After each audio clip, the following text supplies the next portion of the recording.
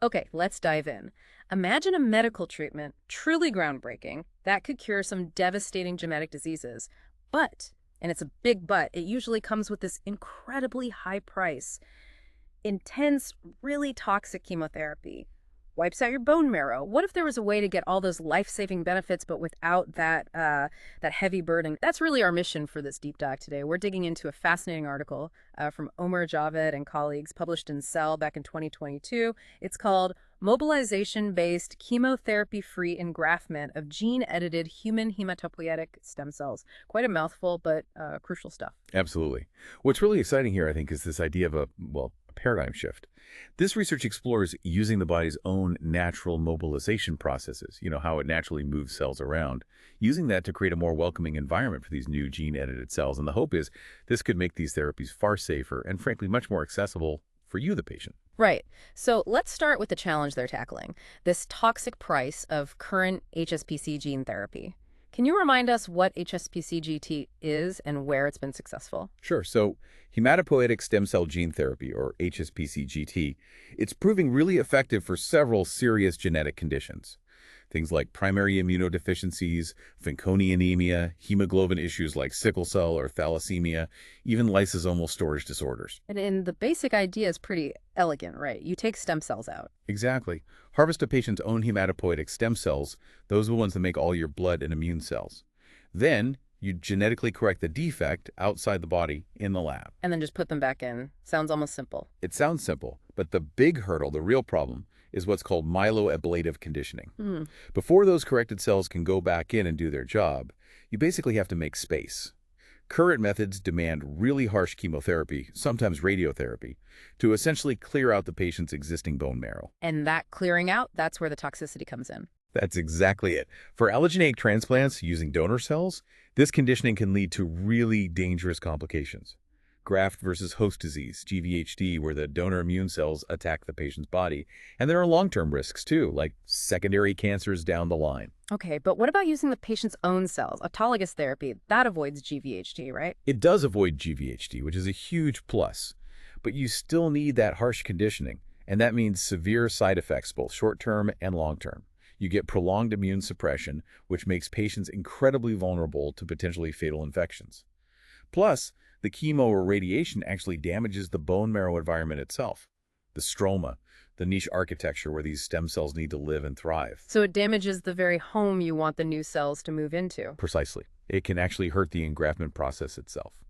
So the bottom line is this toxicity is a massive limiting factor. It means many people who could potentially benefit, maybe they're too frail or their underlying disease isn't cancer, they just can't tolerate the conditioning regimen. Okay, so given those huge challenges, the researchers were clearly thinking there has to be another way. What was their big idea? The core hypothesis for a gentler approach. Yeah, they asked a really fundamental question. Instead of destroying the bone marrow to make space, could we just temporarily clear out the existing stem cells? They focused on this process called mobilization. Mobilization, like mobilizing troops. Sort of, yeah. It involves using specific drugs to coax the resident hematopoietic stem cells, the HSPCs, out of their niches in the bone marrow and into the bloodstream. Think of it like encouraging them to leave their home for a short trip. Okay, so you're kicking the existing residents out temporarily. How much space does that actually create, and how do these mobilizer drugs work? Good question. So common mobilizers like GCSF, that's granulocyte colony stimulating factor, used a lot clinically, and another one called AMD 3100 or plerixafor. They work by disrupting the anchors, essentially. They interfere with the molecular signals that keep HSPCs tethered to their niches in the bone marrow. Ah, so you cut the anchor lines and they float out into the blood. That's a good way to think about it. And you see a big increase in CD34 plus cells. That's a key marker for these stem cells circulating in the blood. GCSF alone might boost them 6 or 7-fold. Combine it with AMD 3100, maybe up to 10-fold. And in this study, they also looked at adding an ITGA4 antagonist, BIO5192, which in mice pushed it even higher, like a 30-fold increase in circulating mouse HSPCs. Wow. Okay, so the key insight, the big hope was, could this temporary exodus create enough empty niches for new therapeutic cells to move in and engraft without the need for chemo? Exactly. Could mobilization itself act as a form of non-toxic conditioning? So naturally, they tested this in mice first. How did they set up those experiments? What did they find initially? Right, the proof of principle. They took recipient mice and mobilized them. They use either GCSF plus AMD 3100, they called that the G7A protocol, or they added BIO 5192 to that mix, the G7AB protocol. Then they transplanted healthy donor cells into these mobilized mice. And did mobilization actually clear out the marrow like they hoped? It did. The results were pretty dramatic. Mobilization caused a big jump in circulating white blood cells, progenitor cells, and especially the most potent stem cells, the SLAM HSCs. But crucially, when they looked in the bone marrow of these mobilized mice, they found a significant drop, about 55% fewer SLAM HSCs compared to control mice. So yes, they were successfully clearing out a good chunk of the resident stem cells. Okay, the space was created. Did the new donor cells take advantage? Did they engraft? They absolutely did. The donor cells, which they could track using a marker called CD45.1, successfully engrafted in the mobilized mice. They saw stable donor chimerism, meaning the donor cells stuck around and contributed to the blood system long term. About 20% median chimerism with the G7A protocol, and impressively around 30% with the G7AB protocol, lasting for up to 24 weeks. And compared to mice that didn't get mobilized? Minimal engraftment, less than 1% chimerism, so mobilization was clearly key. But here's something interesting. Go on. The level of chimerism they actually got, say, that 30% with G7AB, was actually higher than what they'd predicted, just based on the amount of space cleared in the marrow, which they estimated around 20%. Huh. So more cells engrafted than there were empty spots, seemingly. How does that work? Well, their explanation is fascinating. It suggests the infused donor cells had a competitive edge. Think about it. The donor cells were harvested from healthy, untreated marrow. They weren't exposed to the mobilization drugs in the body. Mobilization itself can actually stress the resident stem cells a bit, maybe make them less good at homing back to the niche immediately. Plus, the donor cells were cultured ex vivo outside the body before infusion. This culture step seems to help them recover and maybe even enhances their homing ability. Ah, so the incoming cells are fresh and ready to go, while the resident cells are still a bit stunned from being kicked out. Exactly. It creates this sort of favorable window of opportunity right after mobilization.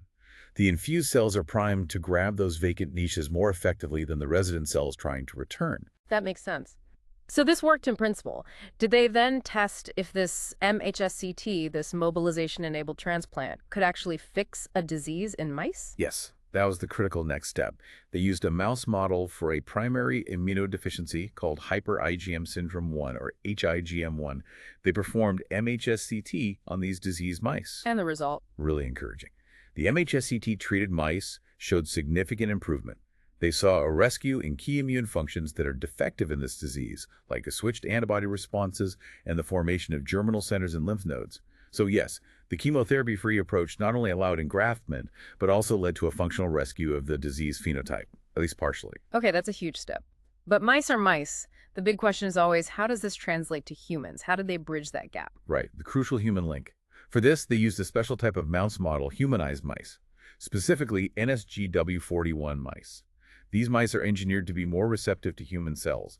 They have a mutation that reduces competition from the mouse's own stem cells. So a better environment to test human cells. Exactly. First, they engrafted human CD34 plus stem cells into these mice to establish a human hematopoietic system. Then, once that was stable, they applied their best mobilization protocol, the G7AB1, to these humanized mice. And did the human cells mobilize similarly to the mouse cells? They did. They saw a similar pattern, a big increase in human stem progenitor cells, CD34 plus CD38, circulating in the blood, peaking around 3 hours after the drugs. And again, crucially, a significant decrease, about 65% of these human cells within the bone marrow itself.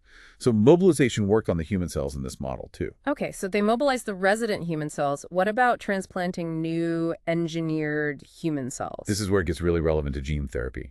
They took donor human CD34 plus cells and genetically engineered them. They used a lentivirus, think of it as a delivery vehicle, to insert a gene for green fluorescent protein, GFP. This just acts as a tracker, making the cells glow green so they could follow them. Like a little tag. Precisely. And here's that critical step again. After engineering, they cultured these human cells ex vivo before infusing them back into the mobilized humanized mice.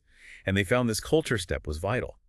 It boosted the expression of key homing molecules on the cell surface, things like CXCR4, ITGA4, which helped the cells find a way back to the bone marrow niche.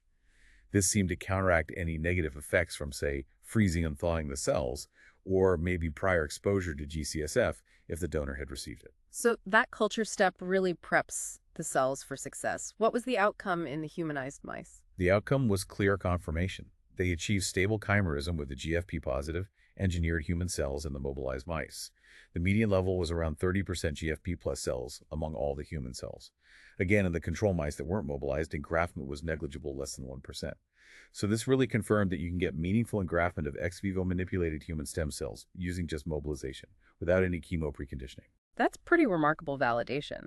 But, researchers, they probably thought, can we make this even better? How could they give those incoming engineered cells an even bigger advantage? Yes, exactly. They asked, can we supercharge the engraftment? The idea was to give the transplanted cells a temporary boost in their ability to home to the marrow. They focused on that key homing receptor, CXCR4. What if they could make the cells temporarily produce more of it right when they're infused? Temporarily. How do you do that without permanently changing the cell's genes again? Using mRNA. They developed a really clever, optimized mRNA delivery system. Messenger RNA, as you know, carries instructions to make proteins. It's naturally temporary. They engineered CXCR4 mRNA with specific modifications using modified building blocks like pseudoeridine, specific control sequences called UTRs, optimized poly-A tails.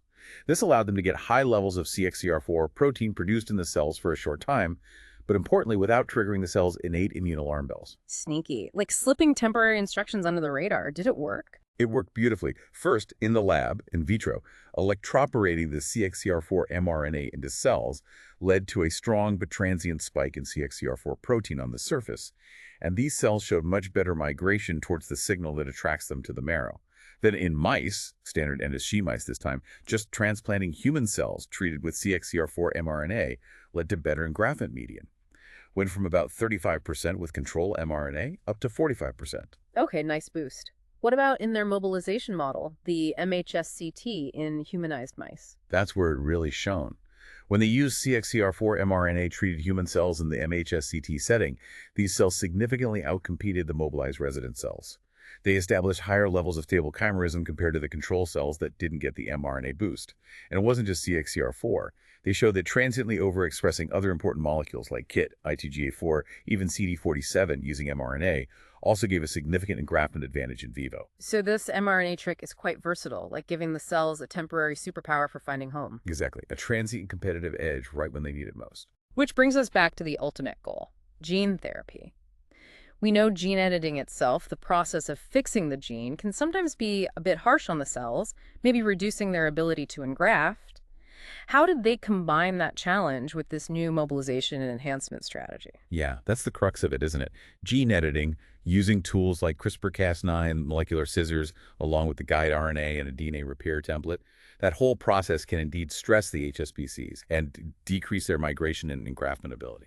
So you fix the gene, but maybe make the cell less likely to survive the transplant. Potentially, yes. It's a known challenge. But their solution was really elegant.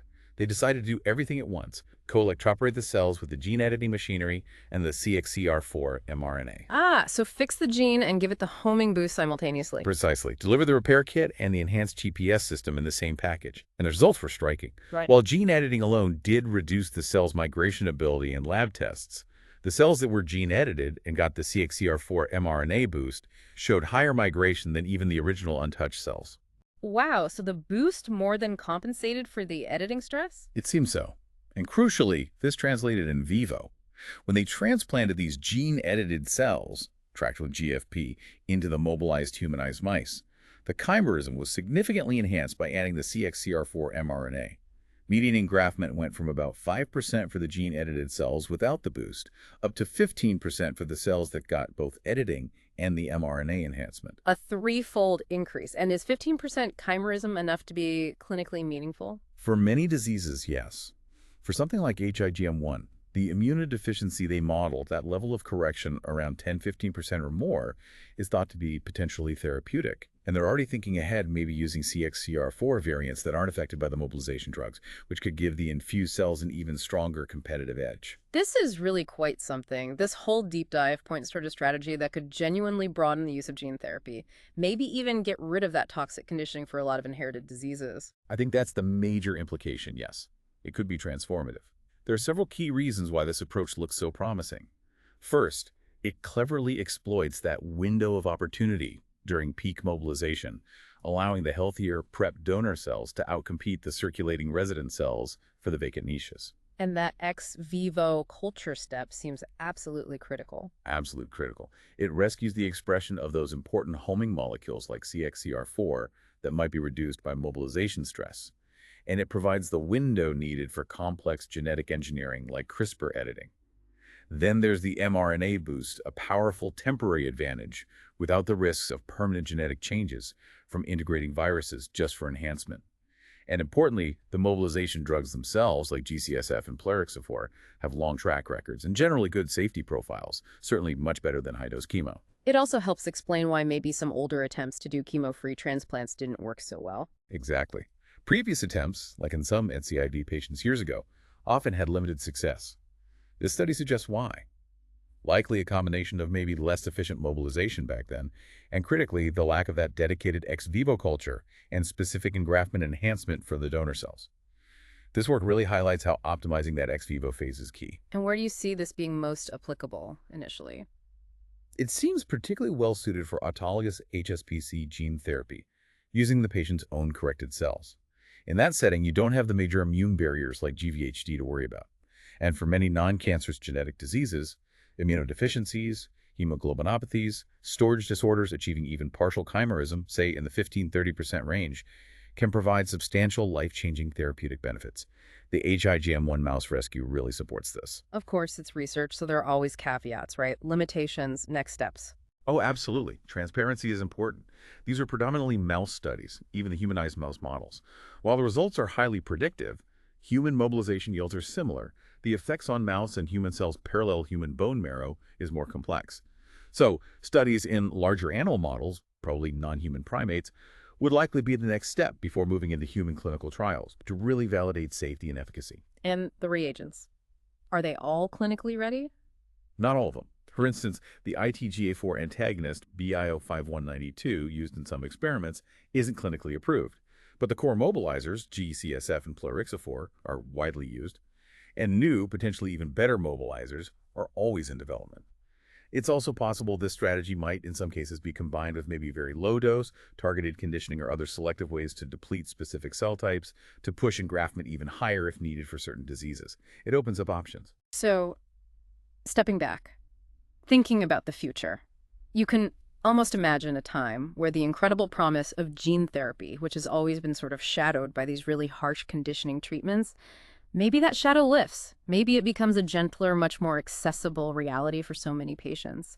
This work really feels like it could be paving that path. I agree. And if we connect this to the bigger picture, the really profound question this research pushes us towards is, just how much closer are we now to a world where we can take a patient's own cells, correct the genetic defect that's causing their suffering, and then give those cells back to heal them, all without forcing them through the grueling traditional ordeal of a full-blown bone marrow transplant?